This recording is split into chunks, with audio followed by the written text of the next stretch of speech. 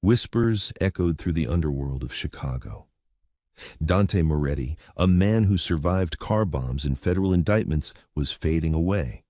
Top specialists at Johns Hopkins were baffled. His muscles withered, his lungs burned. He was a king stripped of his crown by an invisible executioner. But salvation didn't come from a sterile operating room. It arrived in the form of a quiet botanist, hiding a dangerous secret, a secret that would shatter the Moretti empire and rewrite mafia history. Dante Moretti was not a man who believed in mortality. At 34, he was the undisputed head of the Moretti crime family, a syndicate that held a suffocating grip on Chicago's shipping ports unions and underground casinos. He was a phantom to law enforcement and a nightmare to his rivals. Standing 6'3" with eyes like chipped flint and a jawline carved from granite, Dante exuded a chilling authority. He had built his empire on ruthlessness and airtight loyalty. But for the past 6 months, the unbreakable dawn was breaking. It started subtly. A slight tremor in his left hand while pouring his evening scotch. A persistent metallic taste on the back of his tongue. Then came the night sweats soaking through his high thread count sheets at his Gold Coast penthouse. Within weeks, the symptoms accelerated with terrifying ferocity. The tremors morphed into violent muscle spasms. His skin, usually sporting a healthy olive tan, took on a sickly, ashen pallor. Dante's inner circle, fiercely protective, brought in the best medical minds money could buy.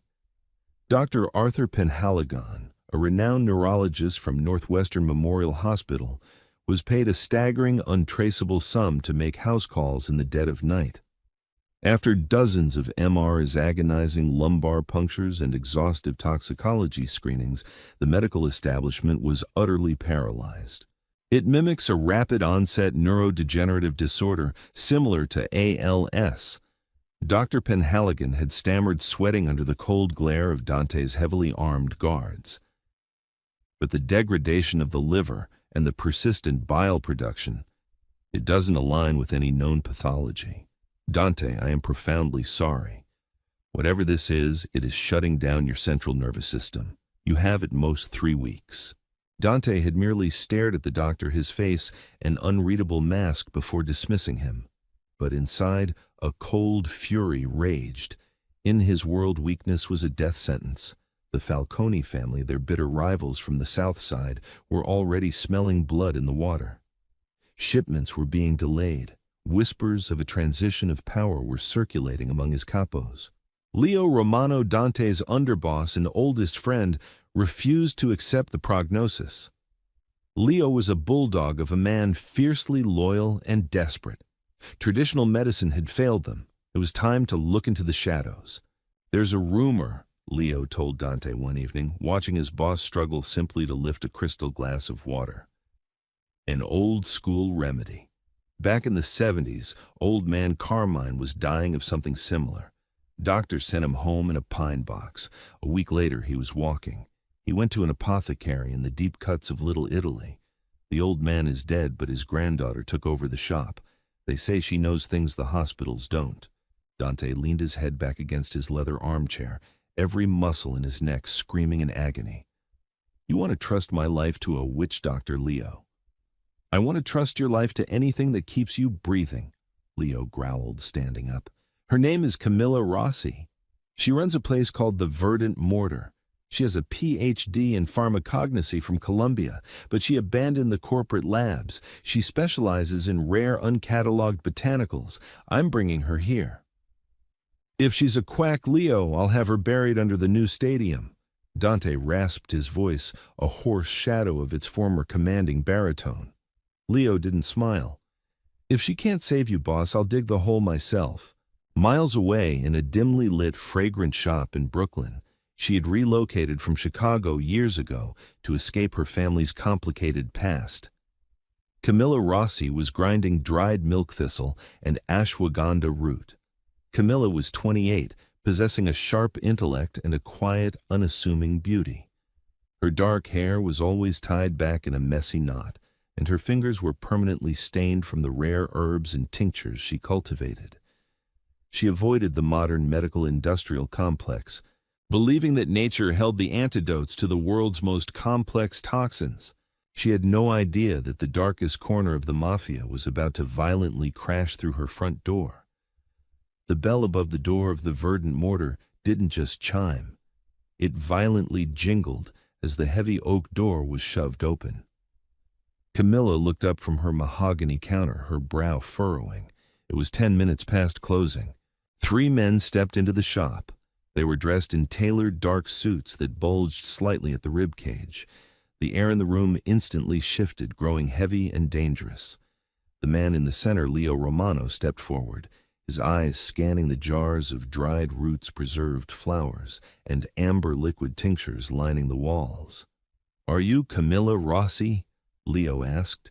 His voice was gravelly, carrying the unmistakable cadence of the streets. "We're closed," Camilla said evenly, wiping her hands on her canvas apron. She didn't flinch. Growing up adjacent to a rough neighborhood, she recognized dangerous men when she saw them. "Come back tomorrow." "We don't have until tomorrow," Leo said, stepping closer to the counter. "My employer's very sick. The best doctors in the country gave him weeks to live. We were told you cured a man named Carmine 30 years ago. Or rather, your grandfather did." Camilla's eyes narrowed. "My grandfather is dead, and I don't practice medicine. I sell holistic supplements. If your employer's dying, call an ambulance." Leo placed a heavy leather duffel bag on the counter and unzipped it. It was packed with stacks of crisp $100 bills. "There's $200,000 in here. You'll get another $300,000 if he lives. You are coming with us to Chicago tonight. A private jet is waiting at Teterboro." Camilla looked from the money to Leo's desperate, hard eyes. "And if I refuse?" One of the men behind Leo shifted his jacket casually, revealing the grip of a semi-automatic weapon. Leo held up a hand, stopping him. "Please, Miss Rossi. He's a good man to us, and he is out of time." Against her better judgment, the scientist in Camilla was intrigued. A disease that baffled the country's top neurologists. A private jet. She packed 2 large reinforced medical bags with every rare tincture, botanical extract, and diagnostic tool she owned. 4 hours later, she was walking through the sprawling, heavily fortified grounds of a Lake Forest estate. Security cameras tracked her every move, and men with earpieces patrolled the perimeter. Leo led her up a grand sweeping staircase and into a dimly lit master suite. The air in the room was stifling, smelling faintly of sweat, expensive cologne, and something metallic. In the center of the room, in a massive king-sized bed, lay Dante Moretti. Camilla stopped in her tracks. Even ravaged by illness, the man was striking. His dark hair was damp with sweat, and his jaw was clenched in obvious excruciating pain. But when he opened his eyes and locked onto hers, Camilla felt a jolt go through her spine. His eyes were sharp, intelligent, and completely devoid of fear. "So," Dante whispered, his voice laced with dark amusement and pain. "Leo brought me a florist." Camilla didn't hesitate. She walked right up to the edge of the bed, dropping her heavy leather bags onto a velvet ottoman. "If you wanted flowers for your funeral, Mr. Moretti, you should have called a florist. If you want to survive the week, you'll shut up and let me work." The guards in the room instantly tensed their hands, dropping to their weapons. Leo's breath hitched. No one spoke to the Don that way. Dante stared at her for a long, heavy moment. Then, a slow, strained smirk pulled at the corner of his mouth. "Leave us," he ordered his men. "Boss," Leo started. "I said leave us." Dante's voice was barely a whisper, but it carried absolute authority.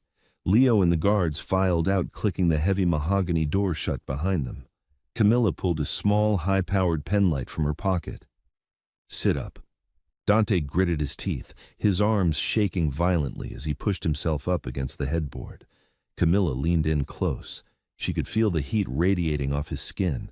She shined the light into his eyes, noting the sluggish dilation of his pupils. She checked the lymph nodes under his jaw, her cool fingers pressing against his burning skin. Dante flinched not from pain, but from the sudden jarring intimacy of her touch. "Your doctor said this was a neurodegenerative disease," Camilla murmured, leaning back and taking his hands in hers. She ignored his sharp intake of breath. She turned his hands over, inspecting his fingernails.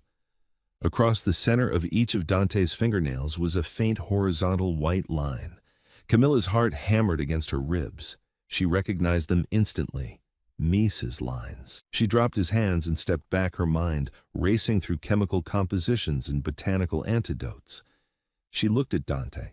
Her expression entirely changed. The annoyance was gone, replaced by a cold, clinical horror. "What?" Dante asked, his eyes narrowing.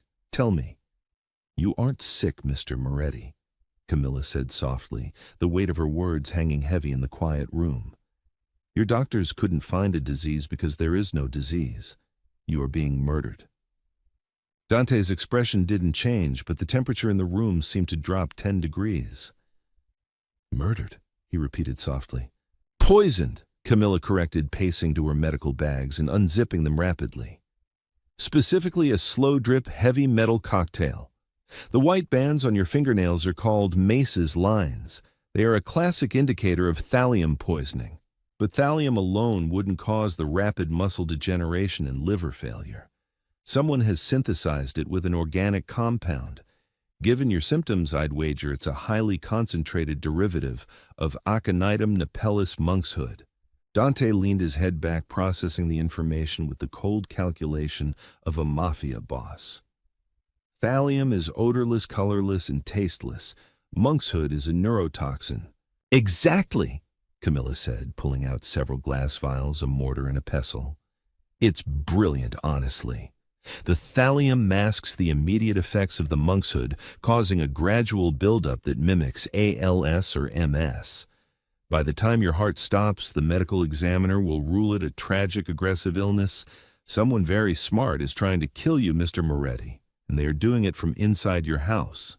Dante's jaw tightened, a dangerous fire igniting in his eyes. Only his inner circle had access to his food and drink. The implication was clear. There was a traitor. They were very close. "Can you cure it?" he asked, his voice dead flat. "I can flush it," Camilla replied, laying out her tools on his bedside table. "But you need to understand something.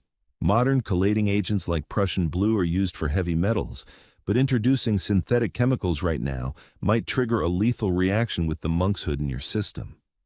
We have to do this the old way, the violent way.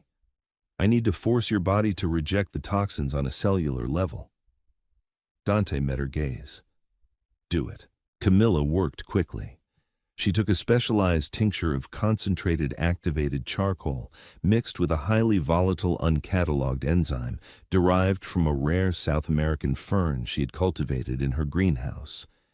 To this, she added a heavy dose of milk thistle extract to protect his failing liver, and a few drops of a proprietary liquid she had spent her life perfecting, a cellular regenerator that accelerated the body's natural purging process. The mixture turned into a thick, pitch-black liquid that smelled of earth and copper. She poured it into a glass and walked over to the bed. "Drink this, all of it. In exactly 10 minutes, you are going to feel like you are burning alive. Your muscles will cramp, and you will purge everything in your stomach. It is going to be the worst pain of your life." Dante took the glass with trembling hands. His fingers brushed against hers, and once again, a strange electric tension spiked between them. He didn't break eye contact as he downed the foul-tasting liquid in 3 heavy swallows. He handed the glass back, wiping his mouth with the back of his hand. "I've survived worse," he rasped. "No," Camilla said quietly, pulling a heavy silver basin from her bag and placing it next to him. "You haven't."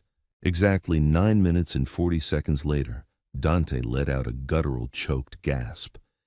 His back arched off the mattress, his eyes rolling back as every muscle in his body seized simultaneously. Camilla was on the bed in an instant, her hands pressing down on his shoulders to keep him from thrashing off the edge.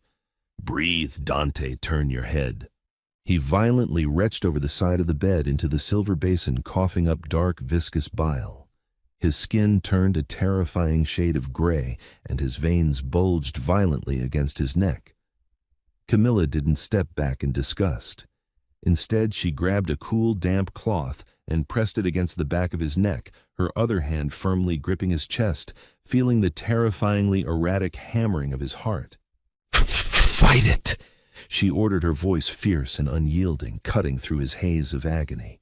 "Do not let it win. Focus on my voice." For 2 agonizing hours, Dante was put through hell. He shook, he purged, he burned. But through the chaotic fog of pain, his only anchor was Camilla. She never left his side. Her hands were constantly on him, checking his pulse, wiping his brow, her scent of lavender and crushed herbs overriding the metallic stench of the poison leaving his pores. In those vulnerable, violent hours, the ruthless Don saw something he had never experienced in his dark, violent world: absolute, selfless care. She wasn't afraid of his power, nor was she repulsed by his weakness. Finally, just before dawn, the spasms ceased.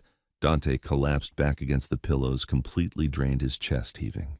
His skin, though pale, had lost its ashen, deathly tint. Camilla sat on the edge of the bed, exhausted, a stray lock of dark hair falling across her face. She reached out, her fingers gently pressing against the pulse point on his wrist. It was weak but steady, slower, normal. Dante turned his head slowly, his dark eyes locking onto hers. The silence in the room was deafening heavy with a new unspoken intimacy. "You're going to live," Camilla whispered, her voice trembling slightly from the adrenaline crash. Dante didn't pull his hand away from her touch. Instead, he weakly turned his palm, his long fingers gently wrapping around hers. "You saved my life, Camilla."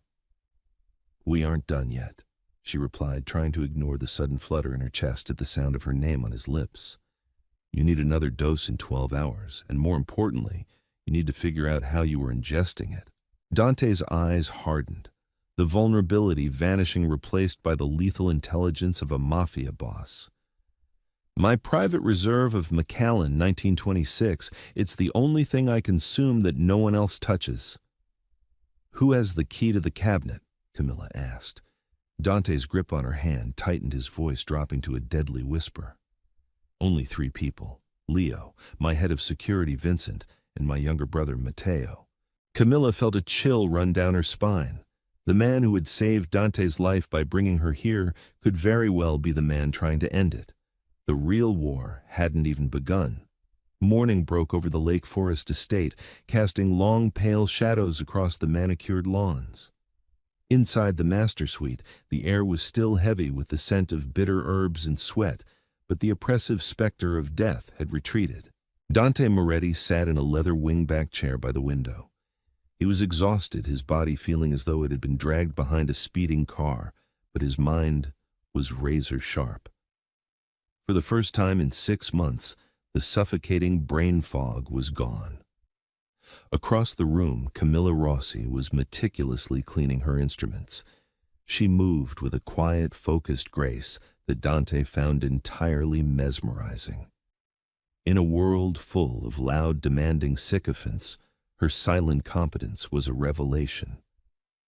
"I need the bottle," Camilla said, breaking the silence without looking up from her mortar and pestle. "The Macallan.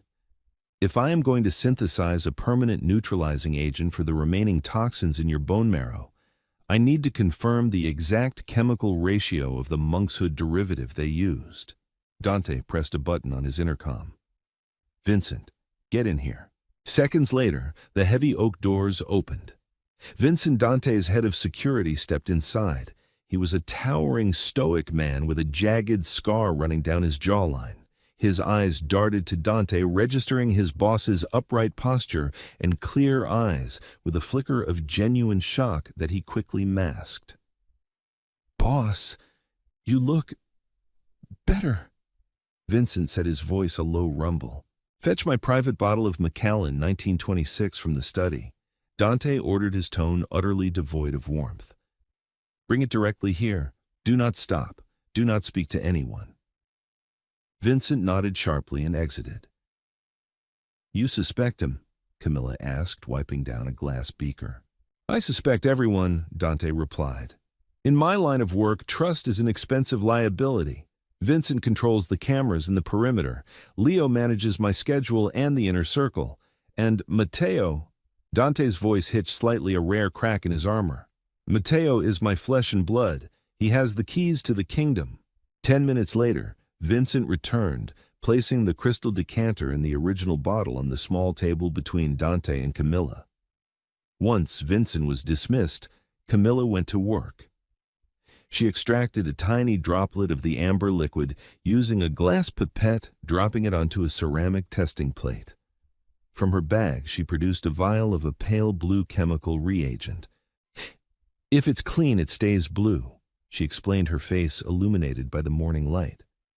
If it contains the thallium aconitum compound, she squeezed a single drop onto the scotch. Instantly, the liquid hissed, bubbling violently, before turning a sinister, opaque, blackish crimson. Dante stared at the plate, his jaw clenching so hard, a muscle feathered in his cheek. Someone had walked into his private sanctuary, poured poison into his glass, and watched him slowly die with a smile on their face. "I'm going to tear this city apart," Dante whispered, a terrifyingly calm promise of violence. "First, you have to survive the week," Camilla interjected, handing him a fresh glass of a pale green tincture. "Drink. This will stabilize your kidneys. And Dante, whoever is doing this thinks you have days left. When they realize you are recovering, they won't wait for the poison to finish the job. They will panic." Dante took the glass, his fingers brushing hers. The spark from the previous night was still there, an undeniable undercurrent beneath the danger. "Let them panic. They don't know I have a weapon they never accounted for." Camilla met his gaze. "A botanist. A savior," he corrected softly. Later that afternoon, Dante set his trap. He summoned Leo, Vincent, and Matteo to his study. He remained seated behind his massive mahogany desk, dimming the lights and adopting the slumped, weakened posture he had suffered from for months. Camilla observed from a hidden alcove in the adjoining library, watching through a cracked door. Leo paced the room, running a hand over his bald head. "Boss, the docks are a mess. The Falcone family hijacked 2 of our shipping containers last night. They know you're weak. We have to strike back." Matteo, Dante's younger brother by 6 years, leaned against the bookshelf. Matteo was handsome, flashy, and wore his ambition like cheap cologne. "Leo's right, Dante. You can't lead from a sickbed. Give me the authority. Let me authorize a hit on the Falcone compound. I can handle it." Vincent remained silent by the door, a stone gargoyle. "No," Dante rasped, perfectly feigning a coughing fit. "No retaliation. We turtle up. Secure the borders. I just need a few more days of rest. The girl upstairs, her medicine is working." Camilla watched their reactions closely. Leo let out a heavy sigh of relief. "Thank God. I told you she was the real deal." Vincent offered a curt nod, his face impassive. But Matteo's eyes widened for a fraction of a second. His knuckles gripping the edge of the bookshelf turned bone white. He quickly masked it with a wide, artificial smile. "That's amazing news, brother. Incredible." When the men left, Camilla stepped out of the shadows. She didn't need to say a word. Dante was already staring at the door his brother had just walked through, a cold, devastating heartbreak warring with lethal rage in his eyes. "It's Matteo," Camilla said quietly. "My own brother," Dante murmured, his voice hollow. "He sold me out to the Falcones for a crown." By nightfall, the atmosphere in the estate had shifted from anxious to actively hostile. The realization that the traitor was Matteo meant that the enemy wasn't just inside the gates. He commanded half the guards protecting them. Camilla had transformed a guest bathroom into a makeshift laboratory. She needed to boil down a rare strain of Echinacea purpurea root to create an emergency coagulant, just in case Dante's weakened liver caused internal hemorrhaging. As the water bubbled over the portable Bunsen burner, she couldn't shake the feeling of being watched. Down the hall, Dante was dressing. He shrugged on a Kevlar vest beneath his tailored black button-down. He was still operating at 50% capacity, relying on Camilla's stimulants to keep his nervous system firing. but adrenaline was a potent drug. He slid a suppressed Heckler & Koch USP into his shoulder holster. Suddenly, the lights across the entire estate flickered, buzzed, and died. The heavy, suffocating darkness was instantly followed by the wail of the perimeter alarms, which were abruptly cut short. Dante's blood ran cold. Matteo. The younger brother had bypassed the external security grids, something only a high-level administrator could do. Camilla, Dante breathed. He sprinted down the hallway, his boots making no sound on the Persian runners. In the guest bathroom, Camilla had frozen. The only light came from the blue flame of the burner. She heard heavy tactical footsteps echoing on the marble stairs. It wasn't the regular patrol. The door to the guest bedroom was kicked open with a deafening crash. Two men in dark tactical gear, faces obscured by balaclavas, swept into the room, assault rifles raised. "Find the witch! Kill her! Burn the lab!" a muffled voice ordered. Camilla backed against the tiled wall, her hand instinctively grabbing a heavy glass flask of concentrated hydrochloric acid she used for breaking down alkaloids. One of the gunmen turned the corner into the bathroom, his weapon raising a laser sight painting a red dot on Camilla's chest. Before he could pull the trigger, a suppressed gunshot pfft shattered the silence. The gunman dropped a neat hole in the side of his skull. Dante stepped over the body, his gun raised his eyes, devoid of any human mercy. The second gunman spun around, firing a wild burst that shattered the bathroom mirrors, raining glass down on Camilla. Dante didn't flinch. He fired twice center mass. The man collapsed against the doorway. "Are you hurt?" Dante demanded, crossing the room in 2 strides and grabbing Camilla by the shoulders. "No," she gasped, her heart threatening to beat out of her rib cage. "No, I'm okay. We need to move. Matteo has triggered a coup. Half the men outside will be loyal to him." Dante grabbed her medical bag with one hand and took her wrist with the other. He led her through a hidden panel behind the master suite's walk-in closet, down a narrow, dusty corridor that plunged into the bowels of the estate. They emerged in a subterranean safe room, thick concrete walls, emergency lighting, and an armory that rivaled a small precinct. Dante locked the heavy steel door behind them and leaned against it, his breathing ragged. The exertion had taxed his recovering system. He slid down the wall, clutching his chest as a spasm racked his ribs. Camilla immediately dropped to her knees beside him, digging into her bag. She pulled out a small syringe preloaded with a pale amber liquid. "You pushed too hard.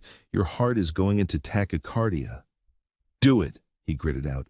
She plunged the needle into his thigh, injecting the botanical stabilizer. Within seconds, Dante's breathing slowed. He leaned his head back against the cold concrete, looking at the woman kneeling in front of him. Her hair was falling out of its messy bun, she had a smear of soot on her cheek, and she was surrounded by lethal violence. Yet she looked entirely fearless. "You should be terrified," Dante said, his voice a low, raspy hum in the quiet room. "You are locked in a bunker with a mafia boss while a war rages upstairs." Camilla sat back on her heels, meeting his intense gaze. "I deal with toxic, poisonous things for a living, Dante. I know how to handle them." Dante reached out his large, rough hand, gently brushing the soot from her cheek. The touch sent a shockwave through Camilla. "I am not a good man, Camilla," he murmured, his eyes dropping to her lips. "I order men to die. I enforce my will with violence. But standing in that hallway, the only thing I cared about was keeping you breathing." Camilla leaned into his touch, the adrenaline of the gunfight, giving way to a different kind of electricity. "Then keep me breathing." Dante pulled her to him. The kiss was desperate bruising and tasted of danger and salvation. It was the collision of 2 entirely different worlds, the king of the underworld and the healer from the shadows. Camilla's hands tangled in his dark hair, pulling him closer as he anchored her against his chest, shielding her from the cold concrete. In that underground bunker, surrounded by weapons and impending betrayal, they forged an unbreakable bond. When they finally broke apart, breathing heavily, the radios on the desk crackled to life. "Boss." "It's Vincent. The intruders are neutralized. We have Matteo secured in the study. Leo is with him. We are waiting for your orders. Dante's eyes hardened the brief moment of vulnerability, locking away behind a vault of iron resolve. The dawn was back. "Stay here," Dante commanded, checking the magazine of his weapon. "Not a chance," Camilla replied, standing up and grabbing her bag. "I diagnosed the poison. I want to see the rat." The study was a scene of controlled chaos. Bookshelves were splintered from stray bullets, and the heavy velvet drapes were torn. In the center of the room, Matteo Moretti was forced to his knees, his hands zip-tied behind his back. Vincent stood over him, a heavy revolver pressed casually against the base of Matteo's skull. Leo paced furiously, kicking a shattered humidor across the floor. When the oak doors opened and Dante walked in, the room fell dead silent. Camilla trailed a few steps behind him, a silent observer to the Mafia's dark justice. Dante walked slowly to his desk. He didn't look sick anymore. He moved with the predatory, lethal grace that had made him the most feared man in Chicago. He picked up the crystal decanter of Macallan, 1926. Brother, Matteo choked out his facade, completely shattered. He was sweating profusely, his eyes wide with terror. "Dante, listen to me. It wasn't me. The Falcones, they threatened me. They said if I didn't cooperate, they would kill me." "So you decided to kill me instead," Dante stated. It wasn't a question. It was a cold, empirical fact. I didn't want to. They gave me the vial. They said it would be painless, like falling asleep." Matteo sobbed, straining against the zip ties. "Dante, please. We're blood. We're family." Dante poured 2 fingers of the tainted scotch into a glass. He walked around the desk and stood over his brother. "Fries." "Family," Dante repeated the word, tasting like ash in his mouth. "Family protects each other. Family takes a bullet for each other. You came into my house, you smiled in my face, and you watched my muscles atrophy. You watched me choke on my own bile, and you counted the days until you could wear my rings." "Leo, please tell him," Matteo begged, turning to the underboss. Leo spat on the floor next to Matteo. "You're dead to me, kid. If the boss doesn't do it, I'll carve you up myself." Dante crouched down so he was at eye level with his brother. "How long, Matteo? How long have you been sleeping with the Falcones?" 6 months, Matteo whispered, defeated. "They promised me the South Side ports. They said your time was over, that you were too rigid, too old school." Dante stood up slowly. He looked at the glass of poisoned scotch in his hand. He could force it down his brother's throat. He could let him suffer the exact agonizing, terrifying months of neurodegradation that he had endured. It was the Mafia way. An eye for an eye. He glanced over at Camilla. She stood quietly by the doorway, her arms crossed. She didn't look away, nor did she look afraid. But in her eyes, Dante saw a reflection of the man he could be, a man who didn't have to be defined solely by cruelty. She had purged the poison from his body. Perhaps it was time to purge the poison from his soul. Dante turned back to Vincent. "Take him down to the shipping yards." Matteo began to thrash violently. "No, Dante, no, shoot me here, please." "Yeah, I'm not going to kill you, Matteo," Dante said, his voice echoing in the ruined study. "Killing you makes you a martyr to whatever traitors are left in my ranks. Vincent, you are going to put him on a freighter bound for our contacts in Siberia. No money, no ID, no winter coat. If he survives the labor camps, he can live his life as a ghost. But if he ever sets foot in North America again, put a bullet between his eyes." Vincent nodded, hauling Matteo to his feet by the collar. "With pleasure, boss." As Matteo was dragged screaming from the room, Leo approached Dante. "You showed him mercy. That's a dangerous precedent, Dante."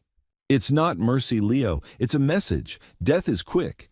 Exile is a lifetime of looking over your shoulder." Dante placed the glass of tainted scotch on the desk. "Clean up this mess. Tomorrow we burn the Falcone Empire to the ground. They tried to poison a king. I'm going to show them what an unleashed dragon looks like." Leo grinned a terrifying wolfish smile. Yes, boss. When the room cleared, Dante and Camilla were left alone amidst the wreckage of the study. The dawn was breaking outside, painting the sky in bruised hues of purple and gold. Dante looked at the woman who had single-handedly derailed a mafia coup with a mortar, a pestle, and unyielding courage. "Your job is done," Dante said softly, walking towards her. "The poison is neutralized. The traitor is gone. Leo has a briefcase with $1 million waiting for you in the armored car. It will take you back to Teterboro, back to your shop, back to safety." Camilla looked up at him. She thought of her quiet, predictable life in Brooklyn, the smelling of dried lavender, the safe, boring routine. Then she looked at the towering, dangerous, entirely magnetic man in front of her. A man who had just kissed her in a bunker. "I told you," Camilla said, a slow, defiant smile spreading across her lips as she reached out to straighten the collar of his shirt. "You need another dose in 12 hours, and frankly, your botanical gardens are a mess. Someone needs to tend to them." Dante's eyes flared with possessive heat. He wrapped his arm around her waist, pulling her flush against him, claiming her mouth in a searing, possessive kiss that sealed their fates together.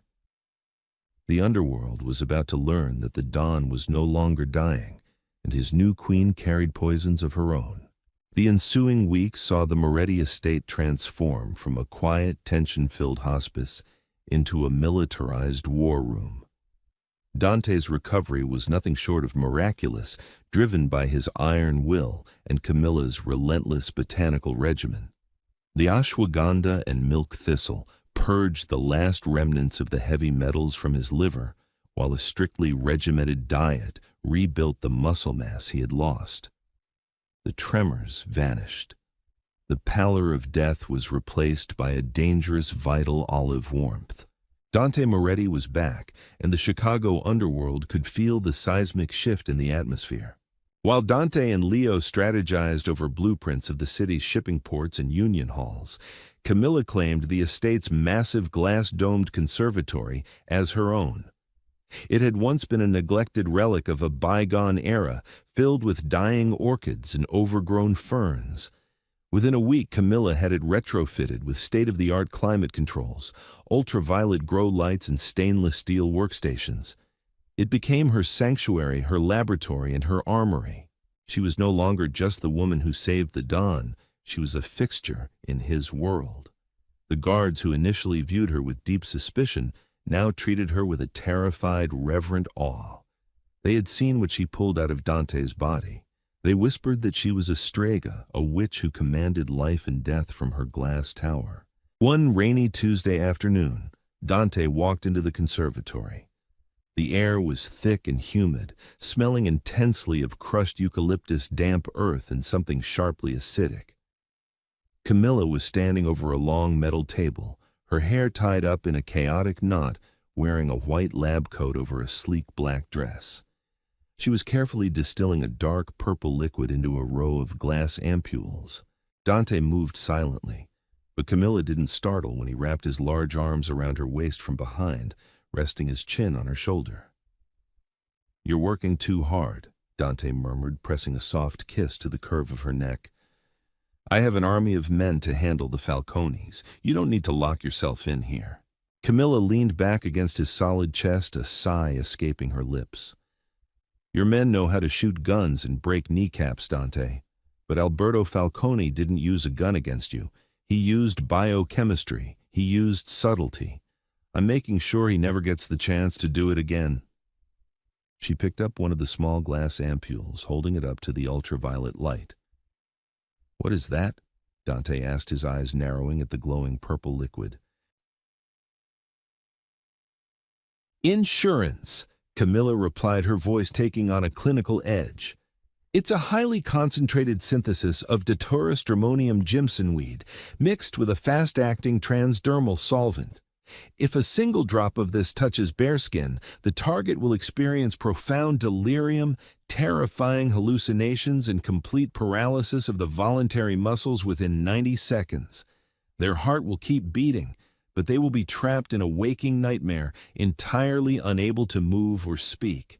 Dante stared at the tiny vial, a slow, dark smile spreading across his face. He gently took the ampule from her fingers and placed it back in its rack. Then he turned her around, his hands resting on her hips. "You are a terrifying woman, Camilla Rossi," he whispered. "Only to your enemies," she whispered back, tangling her fingers in the collar of his custom-tailored suit. "Speaking of enemies, Leo tells me you are meeting Alberto Falcone tomorrow night at the Green Mill." The Green Mill Cocktail Lounge was a legendary fixture in Chicago, famously known as one of Al Capone's old haunts.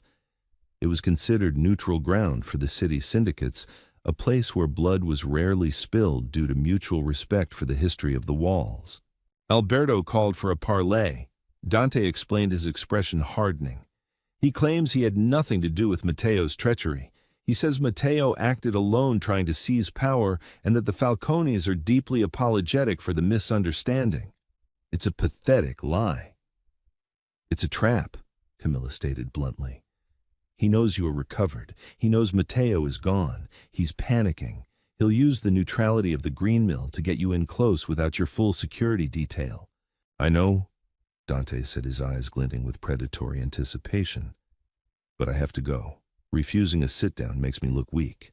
I need to look him in the eye and let him know that the Grim Reaper came for me and I sent him back empty-handed.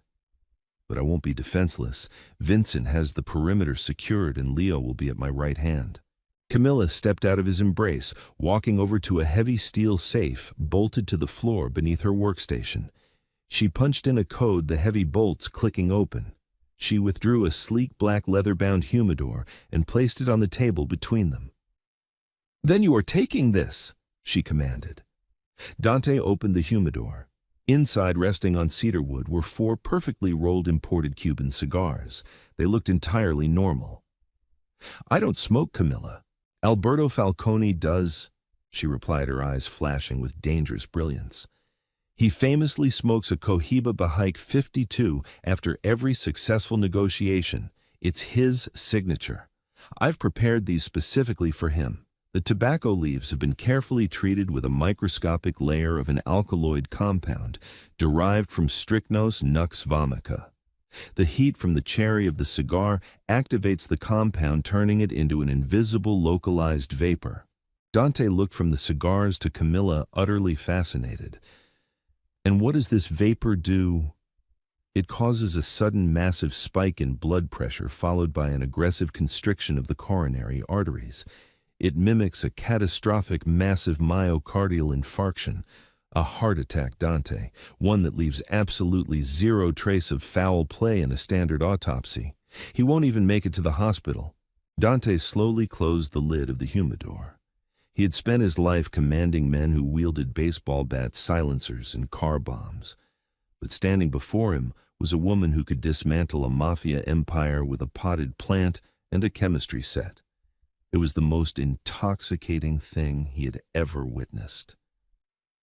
"You," Dante breathed, leaning in to capture her lips in a deep, bruising kiss, "are my secret weapon.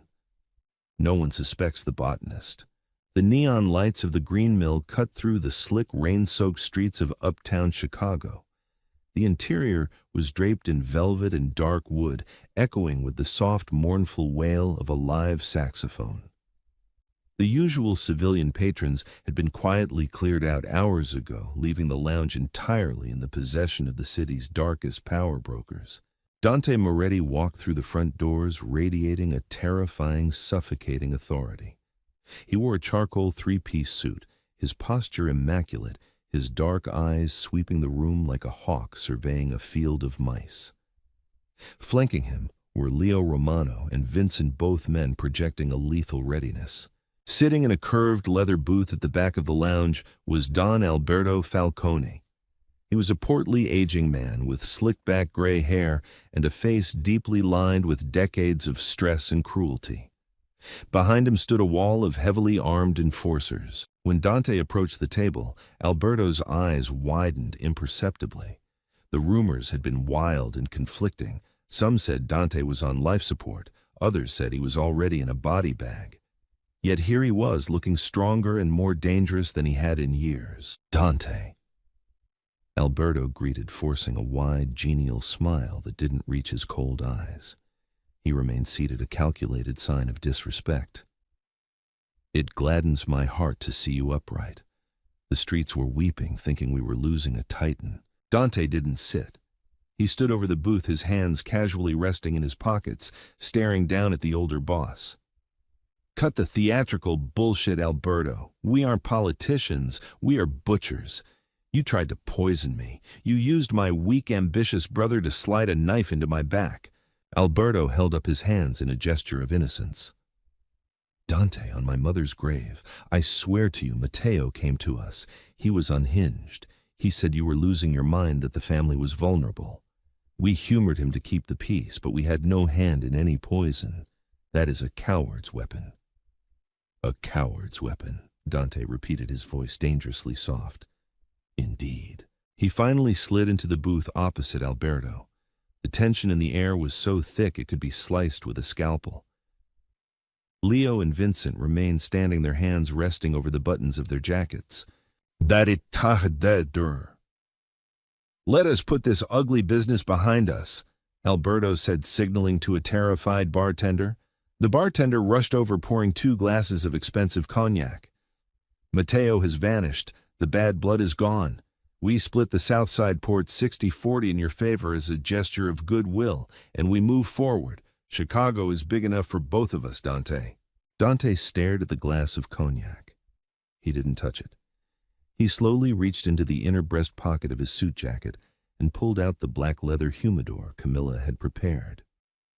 To new beginnings, then, Dante said, his voice smooth as silk.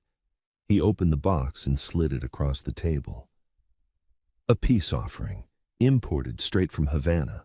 I know you have a taste for the finer things, Alberto.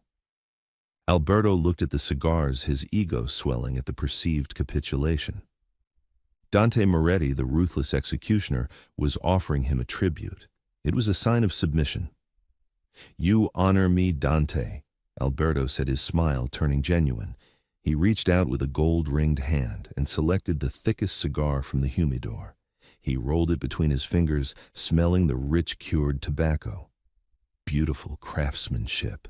One of Alberto's guards stepped forward, producing a silver butane lighter. He sparked a blue flame, holding it out as Alberto placed the cigar between his lips and drew a long, deep breath. The cherry glowed a bright, angry orange.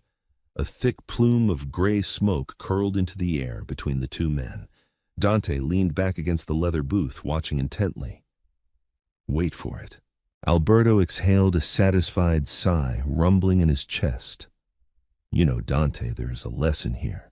Survival is about adaptability. The old ways.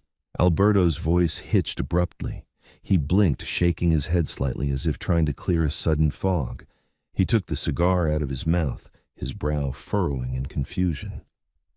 Don Alberto, one of his guards asked, stepping closer. Suddenly, Alberto gasped a harsh, wet sound. His left hand shot up, clawing violently at his chest, tearing at the expensive silk of his tie. His eyes bulged in absolute terror, fixed entirely on Dante, who was watching him with the cold, detached curiosity of a scientist observing an insect under glass. My chest. Alberto choked out his face, turning an alarming shade of mottled purple. Help me. He slumped heavily onto the table, shattering the crystal glasses of cognac. The lounge erupted into chaos. Falcone's guards drew their weapons, shouting frantically, pointing their guns at Dante. Vincent and Leo drew their sidearms in a heartbeat, a Mexican standoff instantly paralyzing the room. Hold your fire! Leo roared over the din, his heavy magnum pointed directly at the face of Falcone's head enforcer. Look at him! We didn't touch him! No one fired a shot! The enforcer looked down at his boss. Alberto was convulsing slightly, his breath coming in shallow, agonizing gasps. He was clutching his heart, his eyes rolling back in his head. It's a heart attack, Dante said calmly, not breaking a sweat, his hands still casually resting on the table. Call an ambulance, though at his age, with his weight. It's a tragedy. The guards hesitated, completely disoriented.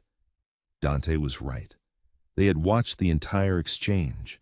There were no sudden movements, no weapons drawn, no tainted drinks consumed. It was an act of God. Within 90 seconds, Alberto Falcone stopped moving. The brutal patriarch of the Southside Empire was dead. Dante stood up slowly, brushing a speck of imaginary dust from his lapel. He looked at the remaining Falcone men, his eyes promising absolute destruction if they dared to pull their triggers. Your boss is dead. The Falcone family is leaderless. Dante announced, his voice carrying effortlessly over the panicked murmurs. You have until sunrise to pledge your allegiance to the Moretti family. Anyone who resists will be buried beneath the concrete of the new Southside developments. Take your trash out of my sight. No one fired. The psychological dominance of Dante Moretti, combined with the inexplicable, terrifying suddenness of their leader's death, broke their resolve. They lowered their weapons, scrambling to lift Alberto's heavy corpse and carry him out into the rain. Dante walked out of the green mill, the cold night air filling his lungs. Leo fell into step beside him, letting out a low, disbelieving whistle. Boss, Eden, what the hell just happened in there? Leo asked, his eyes wide. Dante looked up at the stormy sky, a small, genuine smile playing on his lips. I told you, Leo, we have a new angel watching over this family, and she brought hellfire with her. 3 months had passed since the neon-drenched night at the Green Mill Cocktail Lounge, and the landscape of Chicago's underworld was entirely unrecognizable. With the sudden, inexplicable death of Alberto Falcone, the rival family had fractured into chaotic, leaderless factions. The streets had braced for a bloody, protracted war, the kind of violent power struggle that usually left collateral damage in its wake, and drew the suffocating attention of the federal government. But Dante Moretti did not fight a war. He executed a hostile corporate takeover with surgical, terrifying precision. Operating with a renewed predatory vitality, Dante systematically absorbed the Falcone territories. He didn't send men with baseball bats and Tommy guns to take over the Southside shipping lanes. He sent accountants, lawyers, and sharply dressed capos who politely suggested that joining the Moretti syndicate was a much healthier alternative to suffering sudden, mysterious cardiac arrests. The psychological warfare was devastatingly effective. The mere whisper of Dante's name now carried the weight of the supernatural. Men believed he had literally cheated death, returning from the grave to strike down his enemies with an invisible hand. But the true architect of this new era of dominance rarely left the heavily fortified grounds of the Lake Forest estate. Camilla Rossi had not returned to Brooklyn. The small apothecary, with its jars of dried lavender and quiet, predictable routine, felt like a lifetime ago. She had moved into the sprawling Moretti mansion, transforming the neglected glass-domed conservatory into a state-of-the-art botanical fortress. It was a marvel of modern engineering and ancient alchemy, outfitted with climate-controlled terrariums, ultraviolet purification systems, and heavy steel vaults that required dual biometric scans to open. She was no longer just the woman who had saved the Don's life. She was the most feared and respected figure in his inner circle. In a world deeply rooted in toxic masculinity and brute force, Camilla wielded power through intellect and lethal chemistry. On a crisp Thursday morning, Leo Romano, the hardened underboss of the Moretti family, stood nervously outside the reinforced glass doors of the conservatory. Leo was a man who had broken jaws with his bare hands and never flinched at the sight of a gun, but entering Camilla's domain always made a cold sweat break out on the back of his neck. He pressed the intercom button. Camilla, it's Leo. The boss said I should come see you. The heavy magnetic locks disengaged with a solid clack. Leo pushed the door open, immediately hit by a wall of humid, heavily fragranced air. The scent of crushed eucalyptus, damp earth, and something sharply acidic burned the back of his throat. Camilla was standing at a long stainless steel workstation wearing a crisp white lab coat over a tailored black turtleneck. Her hair was pulled back into a severe practical knot. She was using a glass pipette to carefully extract a milky white sap from the stem of a vibrant, dangerously beautiful blue flower. "Close the door, Leo," Camilla said, not looking up, her hand perfectly steady. "The Aconitum ferox is highly sensitive to sudden drafts. If the spores go airborne before I synthesize them, we'll both be dead before we hit the floor." Leo froze gently, pushing the heavy door shut until it clicked. He took a hesitant step forward, keeping a wide berth from the exotic flora lining the aisles. "You know, usually when I visit an advisor, they offer me coffee, not a warning about lethal air." Camilla finally looked up, a slight knowing smile playing on her lips. She placed the glass vial in a centrifuge. "Coffee is terrible for your blood pressure, Leo. What do you need?" Dante mentioned we were having trouble with Alderman Hughes. Leo nodded, leaning against a safe distance of empty counter space. "Hughes is stonewalling the zoning permits for the new casino on the waterfront. We've offered him bribes, we've threatened his re-election campaign, but the guy is a stubborn mule. He thinks because he's got a few friends in the FBI, he's untouchable. The boss wants the permit signed by Friday, but he doesn't want a body." "A body brings the feds. Dante is right," Camilla mused, stripping off her latex gloves. She walked over to a locked mahogany cabinet and retrieved a small dark amber dropper bottle. "Hughes is a creature of habit, isn't he? He goes to that upscale steakhouse on Rush Street every Wednesday night, always orders a wedge salad and a dry martini." "Like clockwork," Leo confirmed. Camilla held up the small amber bottle. "This is a concentrated tincture derived from a rare strain of Mucuna pruriens, commonly known as the velvet bean, synthesized with a mild non-lethal alkaloid from the Atropa belladonna plant. You are going to have one of our men in the kitchen slip exactly 3 drops into his martini." Leo looked at the tiny bottle with deep suspicion. "What's it going to do?" "Give him a stomach ache." "It is going to induce an immediate localized reaction in his nervous system," Camilla explained, her voice taking on a chillingly clinical tone. "Within 20 minutes, he will experience an unbearable localized itching sensation under his skin. It will feel like thousands of fire ants are crawling through his veins. Following that, the belladonna alkaloid will trigger a wave of profound irrational paranoia. He won't die, and his vitals will remain stable if he goes to a hospital. But for about 8 hours, Alderman Hughes is going to experience a waking psychological hell." Leo stared at her, his jaw slightly slack. "When he's sitting in the emergency room, terrified and clawing at his own arms, you will walk in," Camilla continued, handing the bottle to Leo. "You will hand him a pen and the zoning permits. You will tell him that the Moretti family controls the very air he breathes, the food he eats, and the sanity in his mind. Tell him the antidote comes after he signs." Leo took the bottle as if it were a live grenade. A slow, deeply reverent grin spread across his scarred face. "You are an absolute menace, Camilla. I'll make sure it's done." "See that you do," she replied, turning back to her workstation. "And Leo, tell Dante I need him to wear the midnight blue tuxedo tonight." Tonight was the ultimate test of their new empire. The Moretti estate was hosting a massive, opulent gala. It was officially a charity fundraiser for a local children's hospital, but in reality, it was a summit. Bosses from the 5 families in New York, the syndicates in Las Vegas, and the cartels operating out of Miami were all flying in.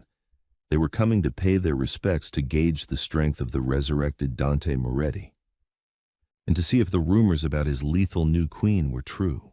By 8 o'clock, the grand ballroom of the Lake Forest estate was a blinding display of wealth and power.